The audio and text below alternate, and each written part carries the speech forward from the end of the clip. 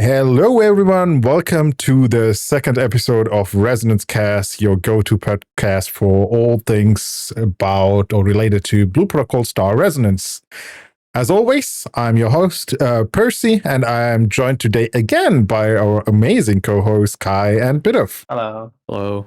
Hey, boys. And today's episode, we will talk about the recently revealed information from the Chinese content creators because the NDA finally got lifted. Some of them streamed the soon-to-be live client of the Chinese version. And of course, we're going to talk about the things the devs showcased during their live stream, which was 2 days ago, if I remember correctly. First topic on our agenda, and that's going to be our most important one, of course. This is a different kind of podcast. We don't keep the best topics for the end. We just start with those. So imagine Gacha. And recently, Bidov made an amazing video about the changes. And Bidov, do you want to give us a short TLDR, what changed and what your video was about? Oh yeah, of course. So yesterday I released a video addressing the Imagine Gacha. It's to address a video that I made a month prior to this video from yesterday, where there's a way to you swipe and then you obtain like a little bit of like power, and that's a big red flag for global, I think. And then fast forward to yesterday, where we got all these changes pushed to the content creators server. So like all these NDA lifted changes, and now we're free to talk about them. And a lot of it was nerfs to the Imagines, and that involves like Imagines in the gacha. So a lot of these nerfs, it's towards it's towards like all the upgrades in general, like even at the very beginning, but all the way to like +5, which is the most important part. A lot of the +5s are nerfed by about 40%. Some up to like 75%. I think some of those are kind of harsh, but I think that was kind of needed because if you think about it, if they nerf the Imagines, that means that think of it like a damage. Think of like a damage. Your like total damage is like a pie chart. Excuse me. It's very early in the morning, guys. If they nerf the Imagines, that means that your total damage distribution comes from other sources of more free-to-play friendly gear progression. So like your armor, your weapons, and then a bunch of other gear progressions. So I think that's a very good change that they did nerf the Imagine. It looks like they're going to continue having the Imagine Gacha in the game. I hopefully global they do something about that, because I think that there's still going to be people that are going to be really upset with the Imagine Gacha just being there. But then assuming it's still there, then at least the whales aren't going to be that much more stronger than free to play. The gap is much more shortened.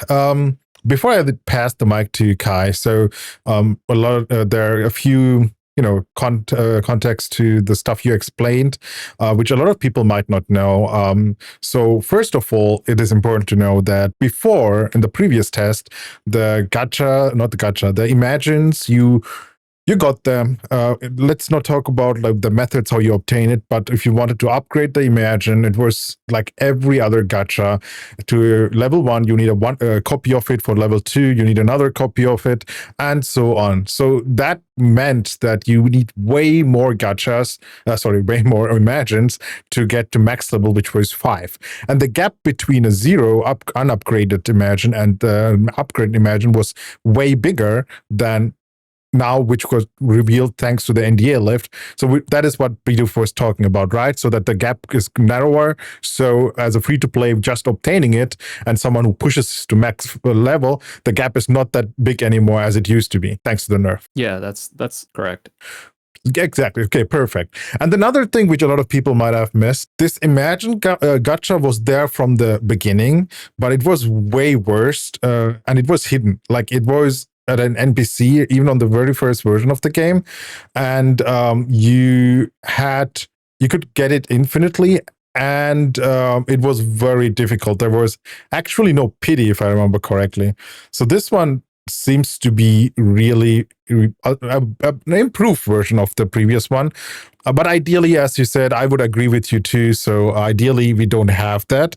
But if they want to keep it, I think it was definitely a good decision that they nerfed it so that the gap is not as big. So, Kai, what is your opinion about all this Imagine Gacha changes? Yeah, I mean, you guys pretty much said it. I think it was very bad before because you feel like it was kind of obligated to have them just because of the raw stat boost, like the humanoid ones, because they gave like 25% boost or something, which is now lowered drastically to like, I think it's 15 and starting like at 8 or something like that, I heard. Yep. I'm not sure about that, but regardless, I think it's such a massive difference, especially now that we know that these are not going to be as good anymore. You will definitely not feel forced to have these at all, even if it's in the gacha. It's like, well, you could just spend your Rose technically on somewhere else, because I feel like there's going to be other imagines now that are just going to be straight up better than the ones that are in the gacha, as an example. Like, unless you really need the passive effect, from what I know, or the active effect, you don't need them or like all of them. So I feel like they're just gonna be a little redundant now, which is kind of what I'm afraid of too. I feel like they might be used less now, or the gacha in general, just because the other ones are like so much better now. However, I think that's also a good thing. But as you guys mentioned, ideally we do not have this for global at all. That's I mean, I definitely agree with that. The only thing I'm not worried actually, you said like since the gachas are not as strong as the free one, and I think you forgot to mention you're talking about the NPC imagine. So there are 4 Yeah. NPC imagines currently. So if you do the gacha imagine gacha, you can get all the imagine you can get, usually through luck from killing certain mobs. But on top of that, you get the exclusive NPC imagines. There are currently 4. So what the issue was, and what a lot of people feared back in the OG BP, a lot of those NPC imagines were just best in slot, right? Yeah, some of them. Yeah, some of them, right. So the after they revealed the nerfed version of the NPC one, I was kind of happy because they aren't OP. They aren't like, I wouldn't say they are completely useless. I'm glad they nerfed the passives to match the normal imagines. And I'm also important. It's really important. Any imagines you obtain from the gacha is bound, so you can't just keep get pay and get the imagine and then sell it the imagines, get Luno and so on. So you can't do that. So that's a great decision they Bakura made, making those bound, and of course making those NPC one not OP. I really hope, and if they want to keep it, I really hope the NPC gachas will stay at the same level of usefulness, maybe slightly better, but not too much. It shouldn't be as should be the best in slot in a lot of cases. That's just my opinion. Yeah, I think Yeah. it is important, especially for like if they plan to introduce future human imagines or just imagines in general on the gacha, that they don't like power creep the previous ones. So I would like ideally to them to just be in line with strength of the previous ones, so people don't feel obligated to get the new ones either. Also, add a limit to how many tickets or coins you can use to or buy to use for the Imagine Gacha, because that was supposed to be a thing according to one of the older newsletters, but I don't know what happened to that. It's not present. I don't see it. Yeah. Hopefully they just forgot to include it. They're gonna add it in launch, or maybe they are planning to have it for launch, but then we'll see. Yep, great point. I don't know why. Like, I'm also aware of the news, and then I was also hoping for the final version, or actually the Q&A server, the NDA Lift version, to have a limit to it. That would be even better, right? So if they limit it to, I don't know, 50 per week or 100 per week, at some kind of limit, a reasonable limit would be amazing. And there's still like, the hope that they might add it for the live one and just didn't add it for the Q&A servers. But it could be also too much copium. We can only hope.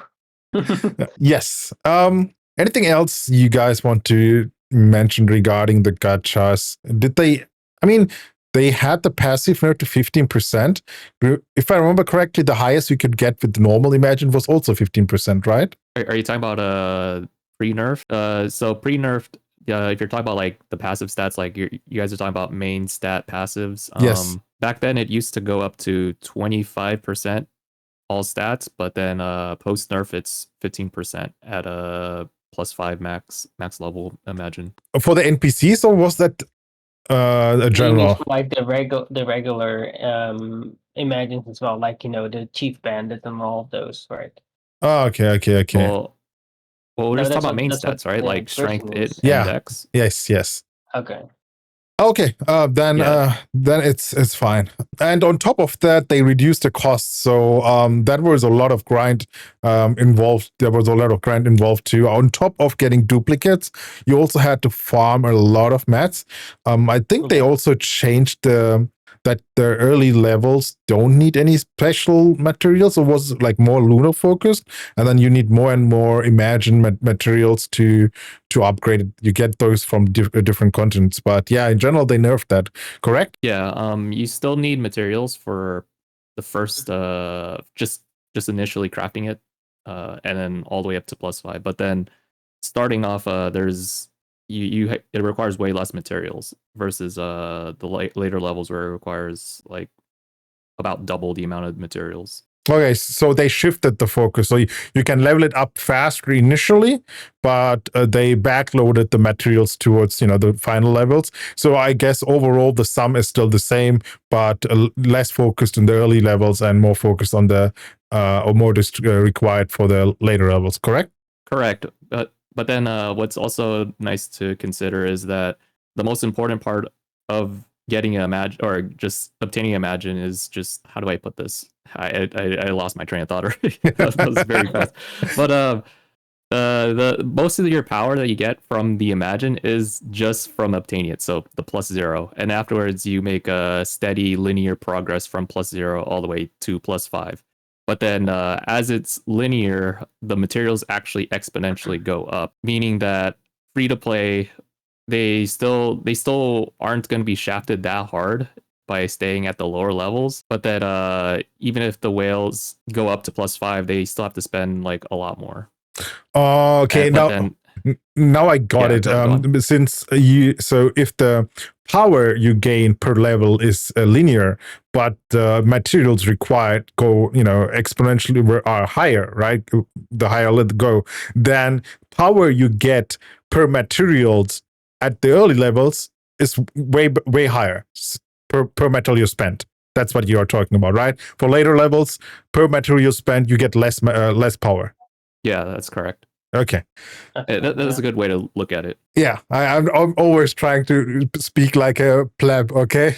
So that everyone can understand it, including myself. Yeah, that sums up, I think, everything about Gacha. I mean, overall, if I can sum it up, I think overall the changes are good. But what we agree on is we want to either see it completely removed or Ideal world. ideal world. But I think that's wishful Best case thinking. scenario, yeah. Yep. The second best thing currently would be that they add a limit, which they kind of teasered. Yeah, We'll they just have spoke to about wait it and in the see for newsletter, post-launch. so yeah. So they probably have something planned for launch. Maybe they're still discussing the limit for all we know.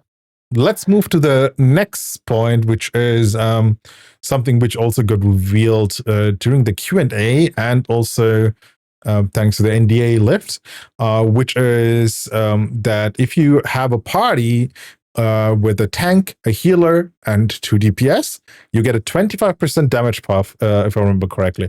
So this is something which they added because during the first few tests, it looked like once you got to a farm level of a dungeon, like once you didn't struggle anymore, it was all about speed. So the best case or best lineup was 1 healer, 3 DPS, or just 4 DPS in case you didn't need a healer. So all the tanks were kind of shafted for the speed runs and grind runs and farm runs. So that was an issue, which would lead to less people playing a tank. So I think this is like an approach from them to counter the ignore tank grind meta. So Kai, what do you think? Is that a good approach? Well, as a tank myself, tank player, I'm very happy with this buff. It's kind of just encourages the Holy Trinity, right? But overall, I'm not sure if it's going to help in the long run. Like when a dungeon gets to a farmable stage, I think it's still gonna occur now and then where people are like, okay, we don't even need a tank. We may not even need a healer. Let's just bring like 4 damage dealers and like a soul musician and just go in like that. Because a soul musician can like buff and heal as well. And at that point, they still wouldn't need a tank or anything. However, maybe the damage buffs will like encourage people to still keep using it. But if it's ultra farmable, I don't think it will matter too much. What do you think, Peter? Do you agree? You want my selfish opinion on it first? Yes. So as like a tryhard player that's always constantly trying to top damage, I welcome that change. Just I don't trust 4 DPS and 1 healer. I don't trust any of the other DPS if they're pugs. So awesome. They 1 less DPS. We have a tank instead. Give me that extra 25% damage so I can carry my group. But then That is true. but actually I'm just thinking in general for the whole game itself. I'm not sure if 25% is that much of a difference compared to just having 4 DPS and 1 healer. I guess we'll just have to kind of experience it for ourselves and see. Do we know if the 25% is additive or multiplicative for all of our damage? They didn't. I assume No. it's multiplicative, right? Like wouldn't Maybe. additive to be not in like it's less usually, so it shouldn't be. I hope it's multiplicative. So basically, like you are sacrificing a DPS, and it's a good point which Kai brought up, which is the random like pug runs versus a run with premates, right? So for a pug run, if you're confident, if you know you deal damage, then you will definitely like this 25% and you want to have that because they're going to be still like the RNG of other people just doing not being able to carry their own weight, right? So getting like if you're confident you're getting the additional 25% is great. Let's assume you suck and you know it. In that case, you actually want a tank too, right? Because if you are bad at dodging, bad at everything, you want a healer, you want a tank as an additional support, like a cushion if you fuck up. Yeah, true. Because you don't want the boss to just keep turning around because the damage dealer is constantly rotating the boss around since there's no tank. So yeah, I guess just having a tank, just making it so that all the patterns are going one direction rather than going random directions is really good for like not even just for bad players, but just for everyone else, all the other damage dealers in general. I think overall it's fine. It's just the issue is only if we are focusing or hyper focusing on the case where you one shot the boss and farm the, I don't know, costumes. Like I don't think you are in a stage where you are able to just kill the boss before the first mechanic, but like where you really need the gear from him, right? Usually you go past that, like the actual gear. You only go back to those easy farms for some other stuff like costumes. Yeah. Right, or just to help your friends. Yeah, okay, but in that case, it's if help your friend is once again not a pug run, it's a pre-made run. So that's you shouldn't make those changes to for the pre-mates. You should make the changes to cater the average player who goes in a dungeon with random people, and and you want to make it as easy as possible, and you want to encourage them to use the proper setup. Overall, these two, this change is, I think, in general good. There might be some issues, but we have to wait and see how it goes after, once the game launches in just 4 days, guys. Yeah, we're almost there. 3 days over here, actually. Launches July 16th Oh, over at America. 3.5, technically, I guess. Yeah. Here it's still 4 days, so I'm looking forward to it. Then the next one, this is something you wanted to talk about a bit of, which is it was kind of vague. They mentioned that they increased the buying power of bound rose orbs, correct? Yeah, so they added more ways to just spend your bound rose orbs, which is the non-premium currency. But you can obtain it through currency exchange, right? Yeah. Okay. So through a 1-to-1 ratio. Yeah. So do you think it's a good idea? I mean, in general, like giving more buying power means they just add more stuff you can get by spending bound rose orbs, right? But the question is, what are those things they added? It was stuff like Gacha coins, which lead to the Imagine Gacha and also the Cosmetic Gacha. So those two, you weren't able to buy it with Bound Row before. It was with the premium currency instead. That is actually great. So instead of having to spend, like, let's be honest, or for those who don't know, the premium currency like Rose Orb is only obtainable through spending money, but the bound Rose Orb can be also obtained just to playing the game, right?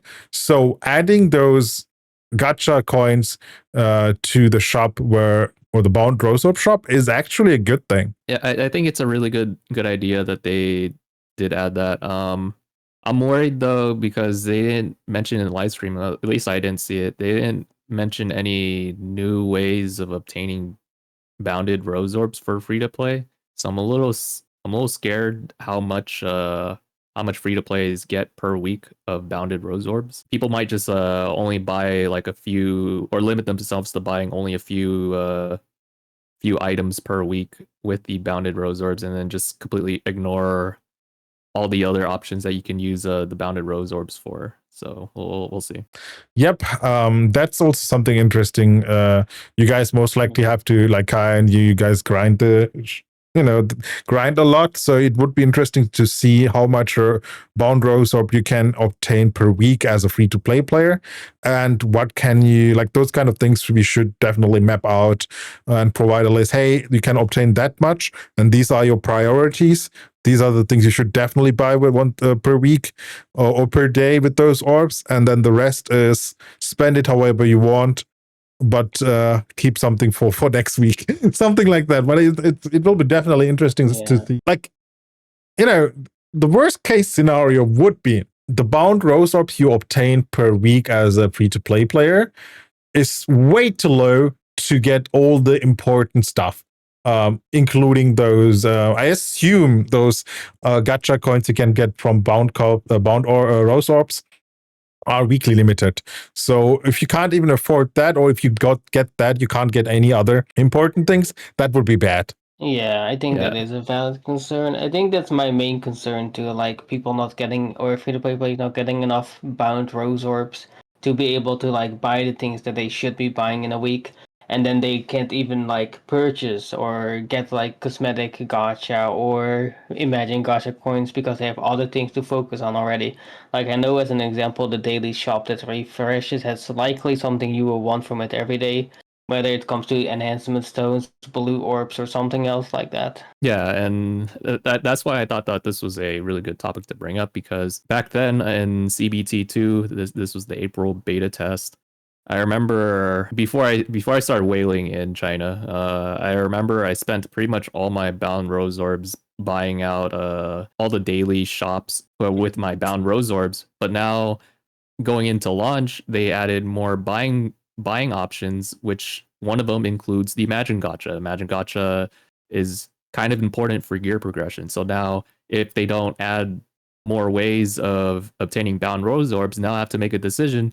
Do I want to make progress by investing my bound rose orbs in the Imagine Gacha, or do I want to keep doing it through the mystery shop? So that's kind of concerning. I hopefully I'm overthinking it, and maybe they did add some more ways of obtaining bound rose orbs. As you said, like the mystery shop is like very important, especially when it comes to the blue orbs. You're kind of forced to buy them as a free to play player every day when it comes to that. So I wouldn't doubt that they added more options, or if anything, they could increase the options they already have of obtaining bounce rose orbs if they haven't considered that.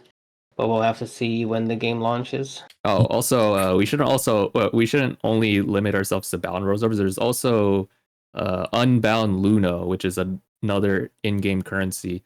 If they include more ways of obtaining unbounded Luno, then essentially you can convert that to bounded rose orbs. So Yep. if they increase that or bound rose orbs, I think it's a good idea. I think they mentioned that in one of those patch notes that they also increased the bound Luno, or the sources of bound Luno. I'm fairly sure about that it was the case. So that's an interesting point you bring up. Even if you don't have enough bound rose orbs, pure bound rose orbs you get per week through normal means. You still have to factor in the Luno increase, Luno increase in case they increased it, because that could also be transferred into bound rose orbs. So a lot of, there are a lot of things we have to definitely see and play and experience before we can make a final judgment, which also includes, everything we talked about: Imagine Gacha, the tank DPS damage boost, and of course the bound rose or buying power increase. Write it down, boys. Don't forget to check it once you play. All right. I'll definitely make a lot of notes because I do like to talk more about a lot of these topics that we're talking about here and then last podcast as well. That also goes for the people who listen to this. I mean, there's you're gonna have it on the second screen. So if you take notes, guys, if you want those no-lifers here to check out something before you get to that point, write it down. I'm pretty sure they're gonna get there before the average player. Or we forgot to mention something important. All those other no-lifers who were playing the past test and following the game every live stream, help us. You can also help the community. Just comment down below. We will definitely appreciate those kind of helps. So next we have Kai. He called us no lives, Kai. I mean, what do you mean? Is he wrong? Anyway, I guess not, but anyways. Yep. I mean, you brought it up again, and it was the truth, sir. Undeniable truth. You have to deal with it. Now, let's go to the gold gear drop pity. So there are two things they added. Correct me if I'm wrong. So first one is the first clear of each dungeon. You can select a gold gear. Obviously, if the dungeon drops gold gear. And on top of that, I don't know about the details, but apparently they added a pity that after X runs without a gold drop, you're gonna get a guaranteed gold drop for your class. Is that correct? No, okay, you want to the mention pity. it? I forgot about the pity, so I'm not too sure. But the first clear of a dungeon, yeah, is fully correct. But I'm not sure how I feel about it. I think it's really good to give players, of course, a piece of gold gear. But let's say I'm grinding that dungeon anyway, so I get the gold gear from that same dungeon. Like I get the dupe instantly. At that point, it's like, okay, so why did I choose this one and I can't choose the other one? Unless they give you like a box that you can open at your own convenience. So let's say you're grinding for a bit and you get a helmet and the dungeon drops like a helmet and a necklace. So in the gear box, you choose a necklace instead of the helmet. Yeah. I'm not really too sure how the pity system works for gold gear, but I think that's an awesome change because if they didn't add that, the next big problem that people were going to bring up is the 3x dungeon clear voucher. In the cash shop, there is a ticket that increases your rewards in the dungeon by 3x. You can buy this with bounded rose orbs, so that is again the non-premium currency. But then it almost felt mandatory to have that back in CBT2 without the gold pity. But now with a gold pity, I think that's more of just an optional thing that is pretty much just nerfed because you'll be able to get your gear faster. But then, I mean, there's still a reason to keep grinding, and it's because even if you get your gold drop through the pity, you still have to, or you still would want to grind out the substats because you still have to roll for your for like good lines on your weapons and armor. So that might take a while. Yeah, but no, like I think it depends on, once again, if you watch it from the point of view of a no-lifer, the other two here, and of a casual player. So I totally agree with you. I mean, I would min-max the substats too, I would be right. I wouldn't say I'm I'm a no lifer, right? But I'm not He's a a no-lifer. casual either. So I'm right in between a safe spot, and I would still go for, because I have the time, right? Time is the key here. So if I have the time to grind, then I will grind, and I will try to get the min-max stats to get a little bit more DPS, even though that little bit more DPS won't matter to clear what is not required to clear the next normal dungeon. But I will still do it. But do you have to?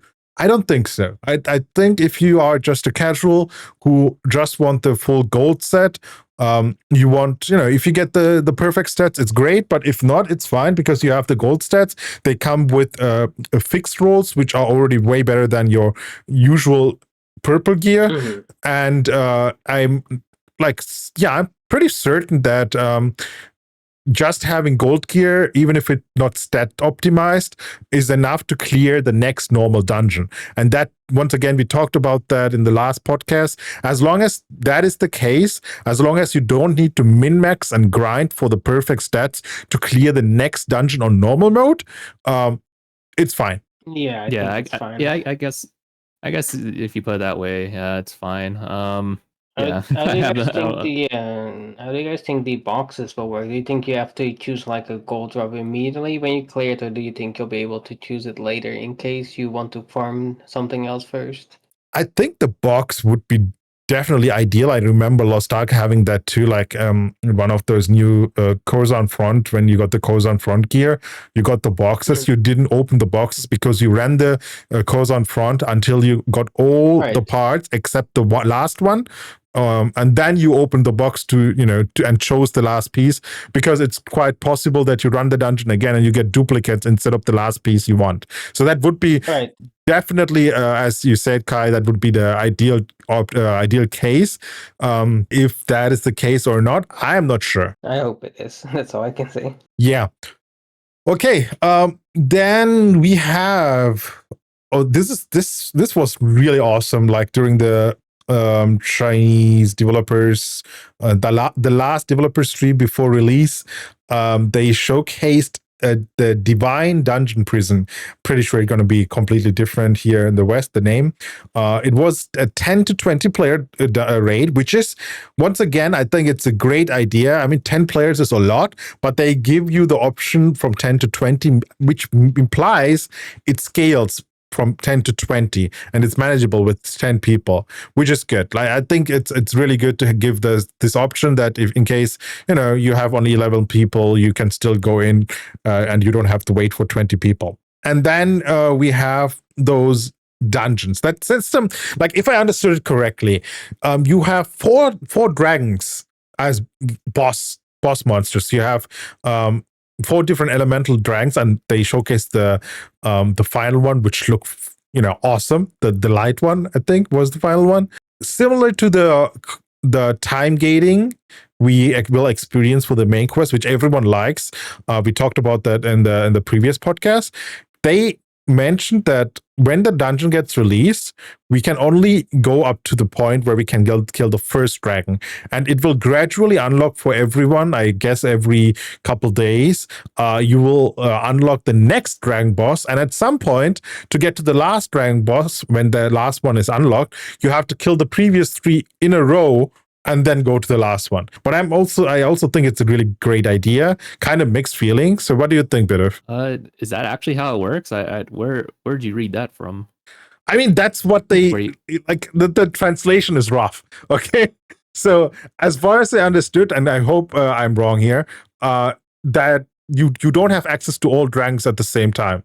They will get gradually unlocked. That was something I'm pretty certain about. And at some point, you have to kill multiple to get to the next one in a row.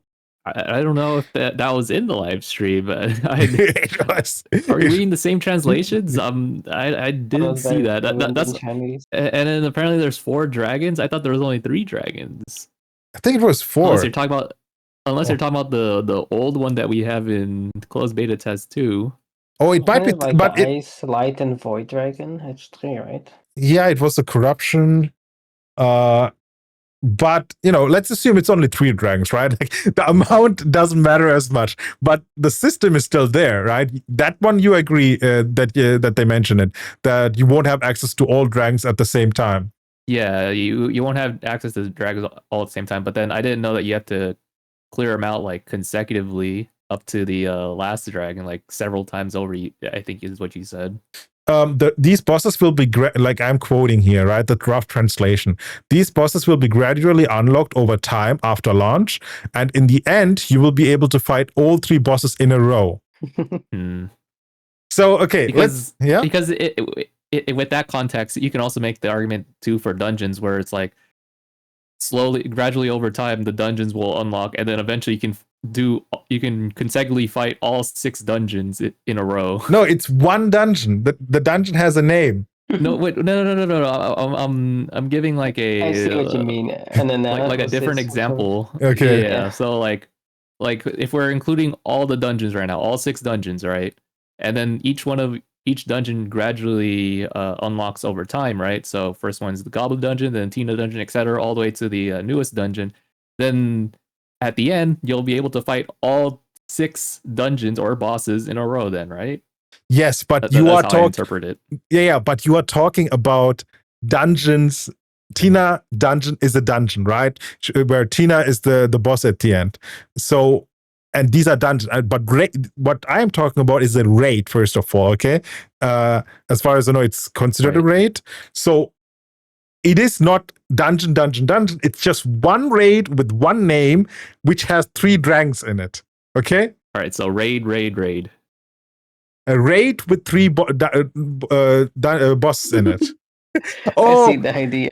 Okay. You're talking about a raid, but it is split into 3 different raids. That's what you're talking about. Yeah.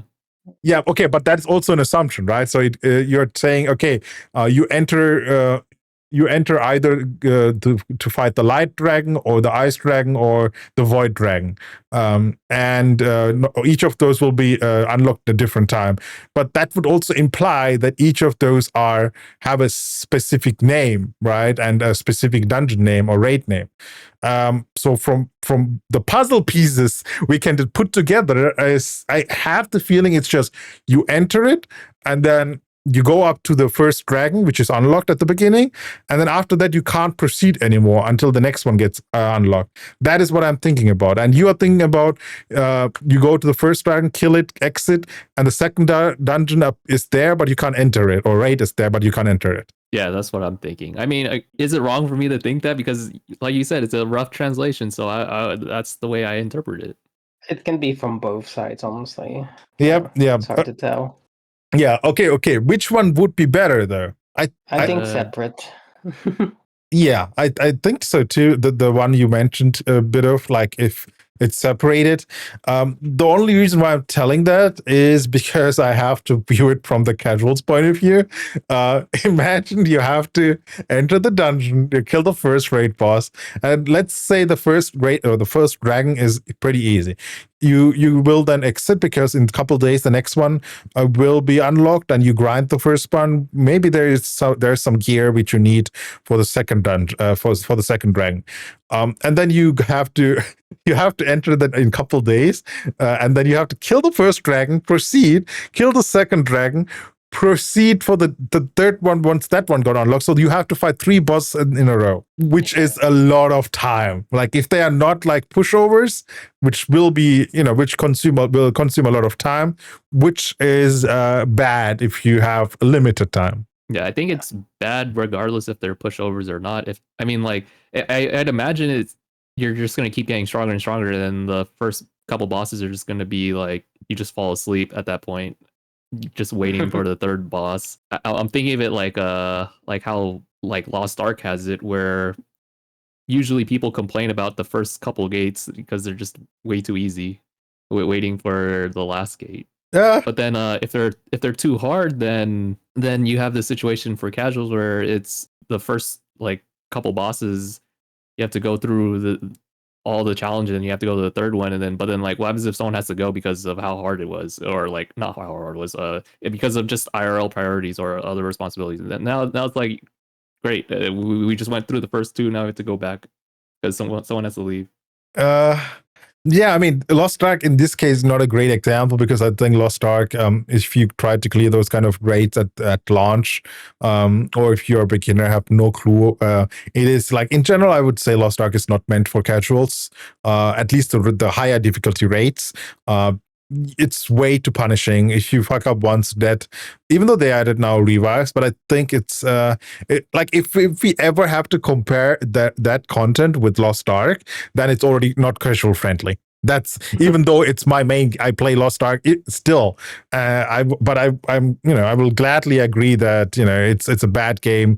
If you have like 1 or 2 hours per day and you want to clear new raids in a reasonable time. And overall, I think the new raids are really cool, though. They look really good. They look awesome. And the developers saying we went of our developmental path for the raids to make these changes to satisfy players more. I think that's just a good idea overall. They changed the entire path of how they were going to do it originally versus how it is now. Yep. I mean, You're talking about Star Resonance, by the way? Yes. Not Lost Ark. Okay. Yes. I was pretty sure they're he both was cool, actually. Yeah, but you once again you're viewing it from the point of view of a special player, of a dedicated player, all right? And it is different than if you view it from casual. So Star Resonance, once again, casual focus. Anything which requires you to forces you into mandatory grind or mandatory farming, hours long farming leads to player loss. In general, player loss, reduction of player base over time. Those kind of things are stuff I would say they should avoid, like mandatory grind and FOMO, of course. Well, that was a lot of speculation around the rate. Imagine it drops and it's completely different, dude. But I like pure visuals, like the video they showcase. I'm pretty excited. Yeah. I think If you guys haven't seen it, me and Kai both have reactions to it of it being shown in the live stream, because I think in the Bilibili they don't have it up yet. So if you want to check out the Dragon Raids, feel free to go stop by any one of our channels for that. #Ed. I mean, it's totally.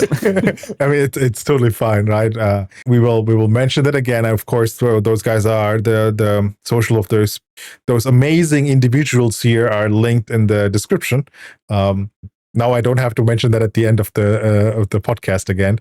Okay, but it would be nice. Next we have housing system. They actually showed some stuff. But this time I won't give the introduction. I will just pass it to Kai. What did you see? What did you feel? The housing system is looking pretty good. You can visit other places. You can like live with up to 4 other players where people have misunderstood it. And you can actually have 4 people live with you. And then other than that, people can still visit your house too. I'm not sure exactly how many people can visit you at the same time, however.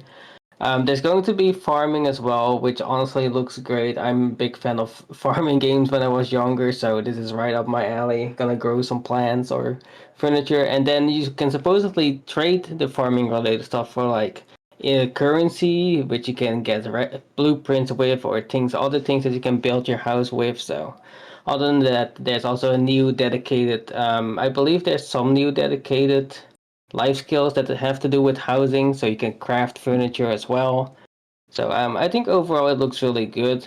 However, they did say it's going to be a beta and it's not going to be complete housing yet, so we'll have to see how it will be in the future. Yeah, I think that's a phrase that people overlooked, that it is in early access. So I'm expecting it to look good from the preview, but when you play it, it's like one of those fast food ads. It looks amazing in the advertisement, but then when you actually go to purchase it, it's not like, it's still good. It still tastes good, right? Like you guys get what I'm meaning. Like, yeah, it's basically what you're telling us. The cinematic trailer versus the first CBT gameplay. Yep. But then I think it'll still be an awesome experience. But then it's not going to look as pretty as what you see it. I think it's gonna look pretty, right? Like at least as they showcased in the stream. Those things will be there. So what Kai mentioned. Like there are like two things, right? Once again, people got confused. There's cohabit, like sharing the house and the permissions with people. That is up to 4 people, right? And the visit permissions. So random people can visit you, or someone who is not living together with you, kinda. And if I remember correctly, the visit option won't be available until October, right? Or was it? I believe so. Yeah. It was one. I think it might be the cohabit. It's one of them. Yeah, one of those two are not available right from the get-go. Also, in general, I think it shows that they want to push out this update with housing, but they are not there yet. And they promise it will be done season 2, so which already indicates their cycle, right? It's 3-month cycle for seasons, and they said season 2 October we will get the full complete housing system. So regarding that, and you also bitte? You quickly mentioned a few seconds ago cohabit and visit. You want to go more in depth with the differences between those two? Is there much? Cohabit basically means you get the permissions to work on decorate the stuff. You can farm.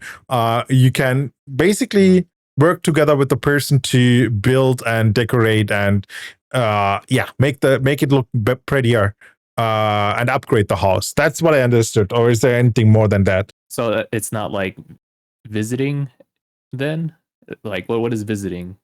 Okay, so a visitor is someone who you randomly meet, or someone who randomly joins. I guess they're going to be like a random list of houses someone can just just visit and check out. If you're a visitor, you can go and talk with the people who are. That's an important thing. Hopefully, you can see other players who are visiting your house, right? So you can actually see them on your island. You can interact with them, but those people won't have the permission to farm with you, to gather their materials, or to redecorate your house. They won't have those permissions.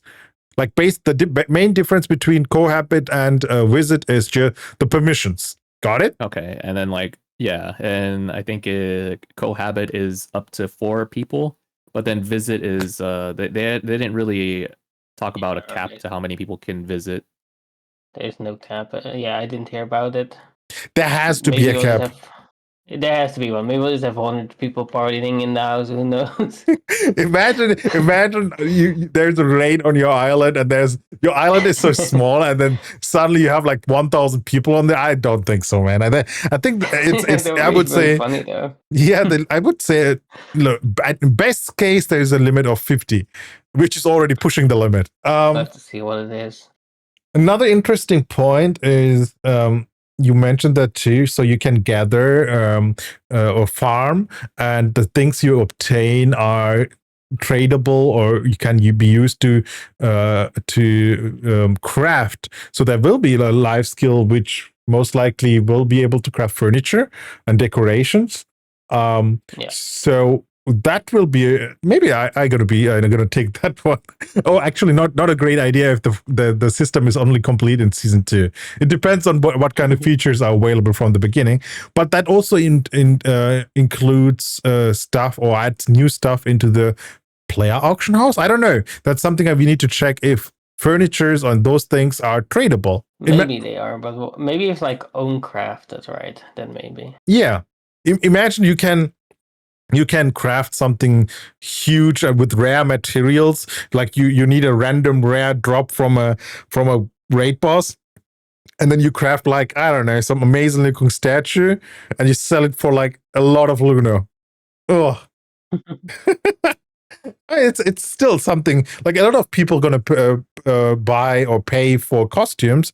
I think there is a market for all those juicy looking furnitures and decorations. Yeah, the casuals will be all over that. Bit of are you RP someone as a furniture? You're gonna RP as a furniture seller?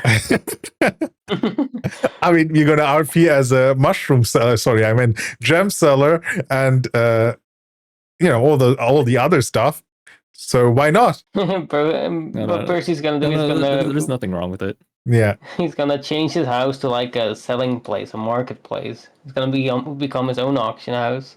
Oh, that like imagine, man, that would be awesome. Like if you can set up tables with and put stuff on it. That would be amazing, but I don't think that will be the case there. But overall, one thing is clear: Bidoof is someone who won't do those kind of farming and decorations. He's like, I'm gonna grind. Yeah, I mean that was basically a lot of those things which I want to talk about. And then last we have the guitarist class. I'm personally not interested in that one. I don't know why. So what do you guys think about the class? What they showcased? I think guitarist is just go ahead, awesome. Bidoof. Just any kind of like musician class. People have always like mentioned like, oh, it kind of reminds me of the Bard class or this other music class from like these kinds of MMOs. I think it's a good idea to have that kind of class for launch. What do you think, Kai? Yeah, I think it'll be very welcomed, and there will be more people playing it than we can imagine.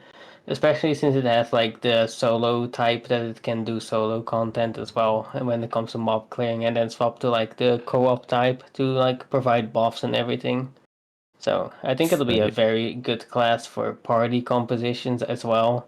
So I don't think there will be a shortage of them. And I think it's nice that it's mainly a support class because we only had one support class for the longest time. I think since from the beginning at December, and then this is our second support class in the game. Unfortunately, it's an int class. So for me, I main a Dex class, and Dex only has 2 classes at the moment, and they're both DPS. Whereas strength and int classes, those are the other main stat in the game. They have multiple roles. Like strength has a class for DPS and tank, and then int classes have classes for DPS and support. So Dex classes are just kind of shafted right now. Yeah, I completely forgot that strength also has Lancer.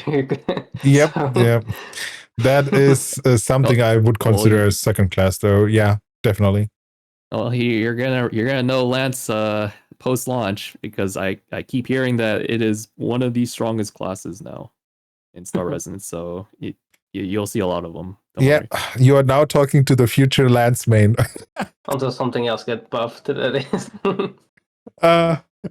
Couple seconds ago, I was the tank main, but something unexpected happened. So I am a Lance main now. Change. Yep, let me change my Discord name to match it. No, kidding. But yeah, Dex is difficult. Like I can see a Dex tank, but a Dex healer support, it doesn't fit. Like, is there any MMO out there with Dex healer? No, I don't think so. A friend in one of the BP servers, they're saying like evasion tank. Yeah, that is possible. Like, yeah, I can see that evasion tank, definitely. And if you get hit, you die. Yep. If you forget, if that one important hit doesn't get dodged, evaded, you die. Also, once again, I'm not a fan of guitarist class, but I think since the class is the theme of it is fucking awesome. So I think there will be people going to pick it up, which is great. A lot of MMOs struggle to get supports and or tanks, and there's only DPS in the lobby searching for tanks and supports. So I think this won't be the case. I didn't have the feeling it was the case in the previous test, right? For searching for tanks, like there were plenty of healers, less tanks, but still enough tanks, right? I mean, I think there were enough, yeah, in general. I mean, when it came to tanks, I feel like there still was a demand. Because whenever I was looking for like a party, I feel like when people were typing in world chat, tank searching was very common, so. Yeah, I know you both play tank mainly back in CBT2. I played DPS. Whenever I had to use Party Finder, if we needed a tank, that was one of the roles that took the longest. Normally, I would recruit for a tank and support first before I recruit DPS because DPS is pretty much autofill. Everyone plays DPS, but then tank and support was a little bit more challenging. Yeah, that's what you do in other games too, because tanks and supports, they know they are rare. They come always with +1 friend. So you have to have that +1 slot for the DPS always free until you have the tank and support role filled. Yep. Guys, write it Yeah, down. that too. And like, I don't want the DPS, the random DPSs in my party, or even friends, just to sit in the party finder for too long. I rather find the two major roles first, and then instant fill the DPS. Yeah, yeah. What a humble guy. What a Yep, nice thank and you. kind guy. Yeah, yep. The other thing which it reminds me of, like there's this meme with the I don't know which content creator it was. Like, there's this Bart meme, where he gives the charisma buff to the one guy who wants to raid a boss. He goes yellow, and the guy's just surprised why he's getting the charisma buff instead of damage or defense buff, and just get nuked by the boss. You guys know this meme? Oh God! I'm uncultured. Oh God! People who are listening to this, please tell me someone knows this one. Maybe it's not for those kind of young people like you guys. I'm too old for that. Anyways, guys, that is everything I have on the list. This is basically the stuff which got revealed. There's also the costumes, right? There's not much to talk about. They showcase so many costumes. Some of them looked really great. So I think the starting repertoire, like the selections of costumes, is totally fine. I saw some people writing, "Oh, I'm not happy with it. I want this specific one, that specific one." But you can't make everyone happy if you don't release the game with like 300 costumes. True. I mean, the one other thing I'm happy with that we got is the roadmap, honestly. So it's good to see what they have planned for future seasons. At least a little bit of insight on what's gonna come in the future. Oh yeah, right. We didn't really talk about the roadmap. I mean, we touched up on it a little bit with like the housing, how it's going to be full released in season 2, which is October. But then there's a little bit more that's going to be released in season 2. One of it is being the like just map expansion. So Yeah.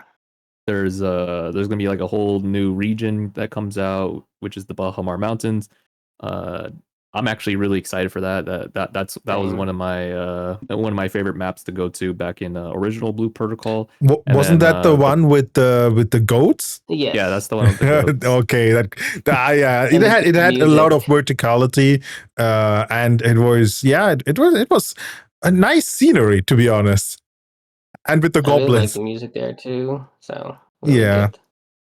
I hope the music is Yeah, great too. Yeah, and then like I would imagine they're gonna change it up a lot too. How well they'll still have that familiar feeling of the map layout, but then just like how they did it with the plains, which is the map that we have right now. It's actually a lot more different, but then it still has like a lot of familiar Yeah. parts to it. So it's not like it's fresh, but it still has like a nostalgic vibe to it. And I'd imagine that's going to be the same case for the Bahamar Mountain. you know what the sad part about that is? It only has the nostalgic factor to those few people. Like when it gets released in West, 90% of the people who are going to play it won't even feel that nostalgia because they never had were able to experience the OGBP. Rest in peace. Yeah, I mean, I would always say. Oh, sorry. Go on, Kai. No, you're fine. I was gonna change the topic. You go first. Oh, whenever someone brings up the topic that like I wish I played BP, like original BP.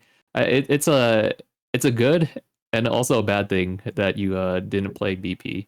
I mean, one of the bad things is like the nostalgia thing, but then like it's good because there is so much and I always say this all the time. There's so much problems with the game and like some people just don't think that this game is going to be that successful because the first just because the original just had too many problems, it just ended up flopping. And then now there's some people that just don't trust that this game is gonna be the successor of the original. Yeah, Yeah. yeah, I agree. I mean, technically, like, yeah, it had a lot of issues. It needed a lot of time to get better, but it didn't get the time. And also, the other question is if it deserved the time after like that kind of release. But that's something everyone had to decide for themselves. But in general, like without the original BP, there wouldn't be a Star Resonance like this better version of it. A really, really, really solid game from the get go. Like it releases in a like I think we all would agree it releases now in China in a state which is 10 times better than when BP got released initially and JP, sorry, GP. So basically, the original Japanese version has to crawl so that Star Resonance could walk. And I will keep that always in mind because there's a lot of nostalgia just because we spent so many years on like investing into that game in terms of emotional investment, just following it, and then it was just a shock. But overall, like at where we are currently at this point, at this timeline, where Star Resonance is about to get released in China and hopefully soon also in the West, I'm happy. Since it's more nowadays you call it feature complete game than if you can even say it to a live service game, but you know what I am talking what I mean, right? Than BP ever was. Do you guys agree? Yeah, I mean, you said it was like 10 times better than Star or than original, right? Yeah.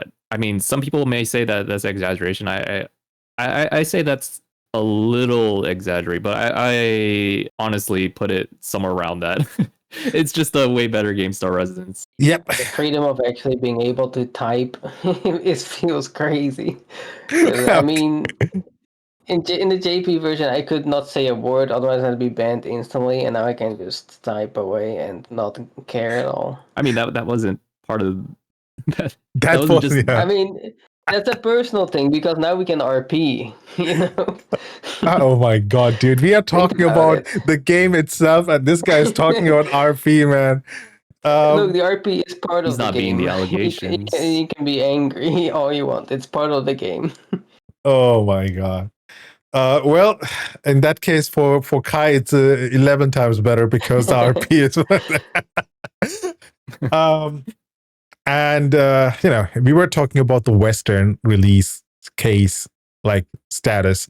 When it releases in the West, we will have all the stuff. Hopefully, we will have everything which the current roadmap has, like everything which already Birov mentioned, like the new region, new the housing system, the new professions, and then also it was confirmed that through the interview we had. With Roy, that we will also have the guitarist class. So we will have all those things, and hopefully also all the quality of life stuff they're going to do until the release of the Western game or Western version.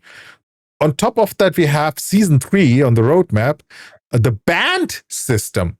What the hell is the band system? That is the overall of bands. Everybody's getting banned. No, I don't think it's armband because armband is seasonal, which means every season it resets, right? So why is it not mentioned in the roadmap under season 2? It is not armband. It says band system, and if I maybe it's just like music related. Yeah. So if I put in a little bit of fantasy into it, right? A little bit. I can see something like what Lost Ark wanted to add and what BDO has, something like that, where you can play instruments. Like it's a casual activity, right? And they wanted to add a lot more casual activities, so it would fit right in when you can create your own songs or you convert into game notes and then play and then match together and make a concert. Oh my god, that would be nice. Oh yeah, like a ensemble. Yes, where everyone's just playing together in unison. Okay. Maybe. Yeah, I can see that. Yeah. Is it something you guys would put in hours and days into to get better and give a better performance to your future fans in games? I'll be honest, I haven't touched a musical instrument since elementary school, so I wouldn't I wouldn't know the first thing for crafting any kind of music sheets. Same. I haven't touched a musical instrument since Guitar Hero, so it'll be fine. Maybe it has those Guitar Hero buttons, and you just have to pick a song and just do it. That would be then your kind of thing, right? I mean, just mini games in general is my thing. I like mini games. Okay, so let's wait and see. Maybe it's just Armband Man, but then I would be pretty sad. I hope it's some, some horizontal, casual content. The Yeah, last, I was even thinking about that. And then the other one in season 3. Yeah. Were you going to mention that one? Yes, go ahead. Is there's going to be a new class that it's not the guitarist. Guitarist is released season 1, season 3. So it looks like every other season, so 6 months, we'll have a new class. They haven't. I don't think they didn't really say what the class is yet. I mean, Yeah. some Discord members are speculating that it could be like this class or that class. There's a really good one where they said it could be the gunner class or the gunslinger class, because there are some old screenshots. Actual character model had like guns, or like it had like it had like they pretty much just had guns in their hand. Yeah. In like 2 screenshots. Yep. I mean, there's like You the guys think it's gonna be a trials where gunslinger class? there's like the trials where the NPC uses like the double axes that we had in the JP version. So technically, you could also see that as an option at that point. But personally, I hope for something like a greatsword. So that is a lot of hopes and dreams mixed in there. If we approach it from a logical way, right? So how many strength classes do we have? We have, I think three. Three. Yeah, we have the 2 tanks. I was gonna say we have 3 int classes now with the musician. Then Yeah, and only 2 decks then, right? yeah, Only 2 decks. So it is likely a dex class, which means it can be both. yeah. It can be dual here, twin axe, twin striker, or gunslinger. But I am not a fan of those 2, man. I really hope they, dude. Something unique, please. Yes, I really want like a necromancer class. It doesn't fit into this fantasy, but I want a necromancer. I mean, maybe something like a summoner at that point could be more realistic. I mean, everyone is a summoner in Star Resonance, man. You be summoned, imagine, okay? A dedicated one, okay? It spawns like the piglets and everything. You guys aren't talking. Don't want to mention any kind of dex classes. They gave 2 recommendations for int classes, and I think Kai mentioned a greatsword class, which is probably strength. But there's no care for dex classes. Of course, those gunslingers would be a dex, though, right? Yeah, I'm just saying, like, your guys' recommendations. You guys aren't recommending any kind of like fantasizing any other characters for okay. dex Okay, what about like a scythe? Okay, never mind. Katana is kind of like that. I'll take a machine gun as well. I just want like a dot-based necromancer curse, but yeah, it's too far. I think it's likely gonna be a gunslinger or twin striker. Yeah. Well, most likely. Do you guys have anything else on your plate you want to deliver in today's podcast? Kai mentioned that he wanted to. I thought you wanted to change the topic when I was talking about the season 2. You think I still remember? You're crazy. Write it down at least. Yeah, write it down, man. Next time when we are on podcast, just have a piece of paper next to you. Okay. Notepad, okay.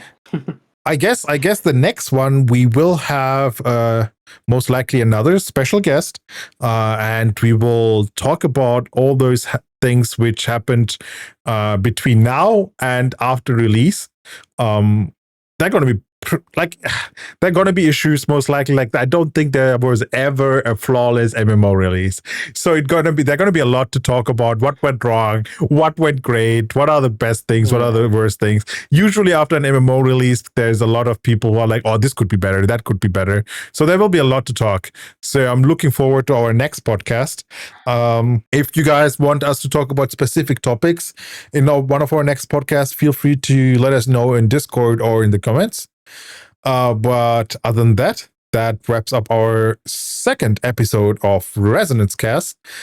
Thank you so much for tuning in. And once again, thank you at my amazing co-hosts, Kai and Bidov. Check out their hashtag check out their socials in the description down below. If you want to join us, join the community, be part of the community, then scan the QR code on the bottom left of the screen, and you will have all the links. So once again, thank you very much for tuning in. Until next time, stay resonant. Bye-bye.